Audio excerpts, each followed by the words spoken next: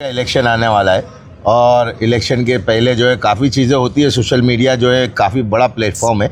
आज हमने जो है सलीम गली न्यूज़ के ऊपर जो है हमारे आमदार अमीन पटेल साहब का जो है एक पॉडकास्ट देखा। आपने भी देखा? मैंने भी देखा। वो 34 मिनट के अंदर जो है वो सिर्फ गोल गोल घुमाकर जो है टाइम वेस्ट हुआ अपने दोस्त हैं लेकिन टाइम वेस्ट हुआ।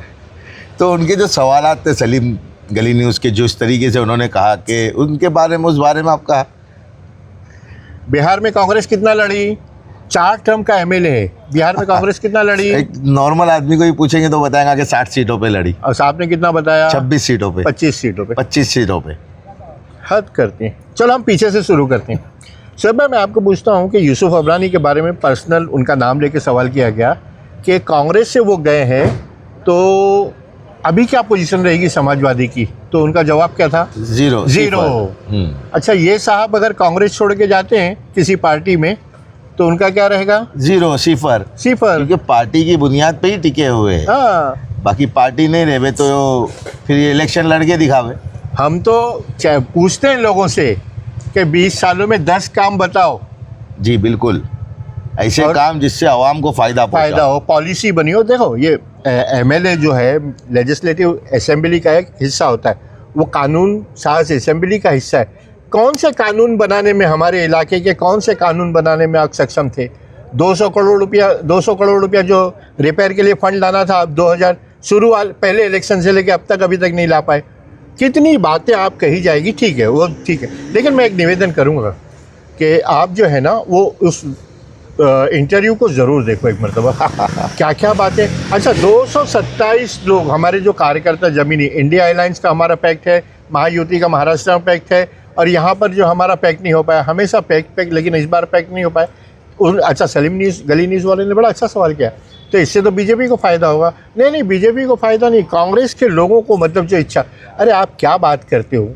जो रिजर्वेशन आपने लाया, 2 बच्चों का अलवाला, चलो वो ठीक है, 2 बच्चों का सदमा सह लेते हैं, 50% लेडीज़ 50% जेंट्स, अब वो भी सदमा हो गया। फिर ओबीसी है और अपना शेड्यूल ट्राइब सीटें हैं। एक कार्यकर्ता 10 साल से जिस जगह पर मेहनत कर रहा, मालूम पड़ा ओबीसी हो गई। कहाँ से लाएगा वो कैंडिडेट? आप वो कार्यकर्ता की तो बात मत करो, वो लॉटरी में निकलेगा कार्यकर्ता। तुम्हारे जो चंद चुनिंदा लोग हैं वही इलेक्शन लड़ेंगे।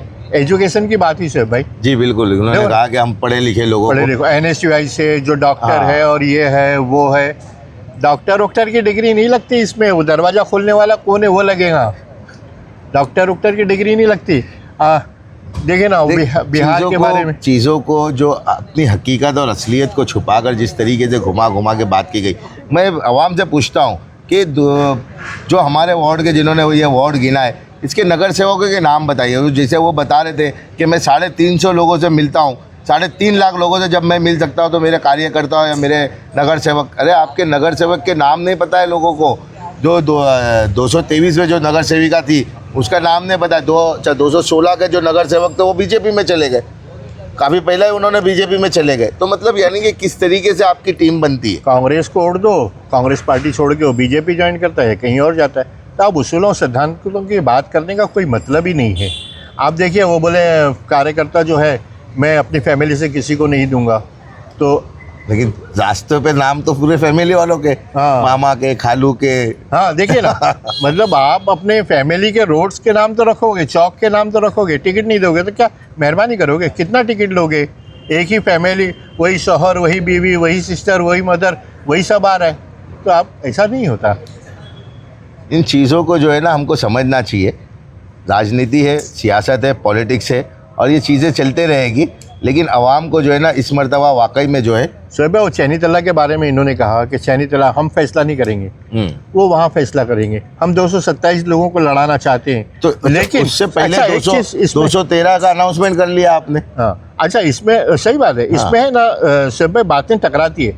आप बोलते हैं सारे कार्यकर्ता को लड़ाना चाहिए, फिर आप बोलते हैं कि नहीं, हमने शरद पवार जी से बात की, वो अगर करेंगे तो ठीक है। हम समाजवादी ने हमसे पहले ही ऐलान कर दिया।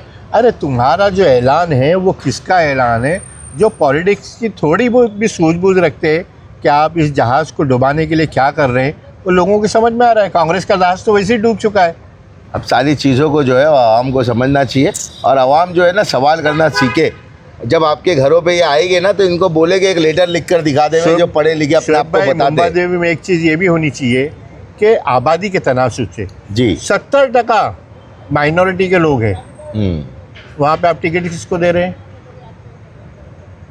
216 223 बिल्कुल। में मतलब आप टिकट किसको दे रहे हैं? हम्म, आप तो पिछली दफ़ा तो बोलते थे कि नहीं नहीं देवरा परिवार का असर है ना फलाने का असर है, लेकिन अभी क्या कर तो रहे हैं? नौजवान जो कार्यकर्ता जिसने बाकायदा कुछ मेहनत की होगी ऐसे लोगों को टिकट दे ताकि हम खुलकर उनका भी साथ देंगे। हमारा आखिरी पैगाम ये है कि आप पार्टी ना देखते हुए कैंडिडेट की सलाहियत देखिए, पढ़ा लिखा कैंडिडेट हो, आपकी बिल्डिंग में जब वो कैंडिडेट आवे तो उसको बोलिए 2-4 मिनट मराठी या अंग्रेज़ी में बात करें ताकि आपकी समझ में आए कि ये पढ़ा लिखा आदमी है। और एक एप्लीकेशन दिखाइए, उसको बोलिए हमारी गटर भरी है, बीएमसी के नाम पे जो ऑनलाइन कंप्लेंट होती है वो कैसे होती है वो बताओ, एक एप्लीकेशन बताओ, तो समझ में आएगा कि ये कुछ काम करेगा, वरना क्या करेगा वही फिर घसीटते रहो।